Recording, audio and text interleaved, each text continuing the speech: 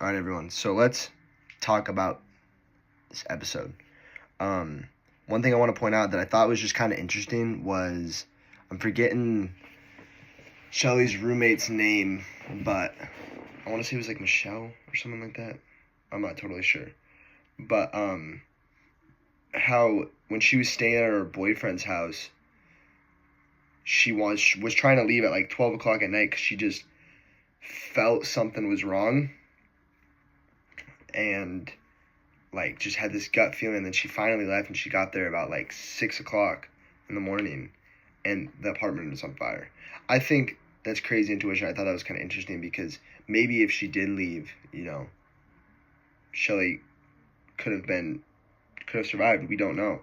I just thought that was really interesting. And also same with when the roommate moved to Laramie, how the guy, I think it was like a welding company. It was some like blue collar work. But he was like, "Oh, what are you here for?" She was like, "Oh, I'm here for college." And he was like, "Oh, well, you're going to get an education." He wasn't meaning like college education. I thought that was interesting as well. But this episode to me really furthered my opinion on what is going on. My opinion on who did it and stuff like that. And I think Fred Lamb did it. And I know some people agree, some people don't. Some people are saying, well, like, what about this or what about that?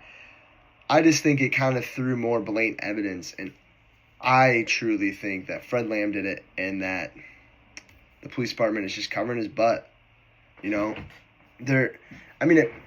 doesn't make sense why they're covering it. I mean, he in my opinion, he murdered someone, but like he worked at that police station. He's an ex-law enforcement. I don't know if he directly worked at that one, but he's ex-law enforcement. It's a small town. Everyone knows each other. Everyone knows who he is, and they're all covering his butt.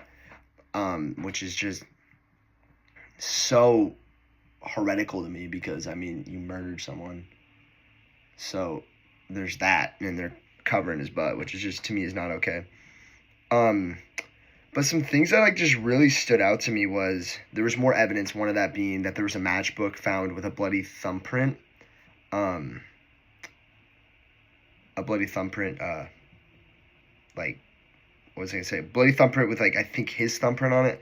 I don't exactly remember. I watched this 2 days ago, but I worked the past 2 days, so I don't exactly remember everything, and I didn't write it down in my notes. But another thing I thought was interesting as well was there was the janitor dude that lived in Laramie, and he moved away, I think, to where Shelly's roommate moved to, and they like worked in the same building, which I thought was super cool. But he was there visiting a buddy or something like that, and they were gonna go elk hunting. He drove past the apartment complex, and it wasn't on fire. And as he was driving back, it was on fire. So if Fred Lamb did it, he got in there, did it really, really, really, really, really quick, setting that place on fire, and then he left and went back to his room, and then I forget the guy's name, but like the maintenance or whatever, he ran in the building and tried to get into the apartment building, but it was too hot. So he went over to Fred Lamb's door, knocked on the door, and he was like, "Hey, like the apartment's on fire, blah blah blah. I need like some damn towels to try to like put the fire out, whatever, so I can try to get this girl." And Fred wouldn't move. That's a little strange to me. I'm just gonna say, he wouldn't move and he wouldn't get out of the way. And I believe his buddy, who was also elk hunting, also tried the same exact thing. So he didn't move twice. So they just like pushed him away, and by the time then, there wasn't. And then another thing I thought was weird is the maintenance guy, like I think he called the police station or whatever, and they told him not to worry about Fred Lamb because he was an officer. That further goes my point that they're covering his butt.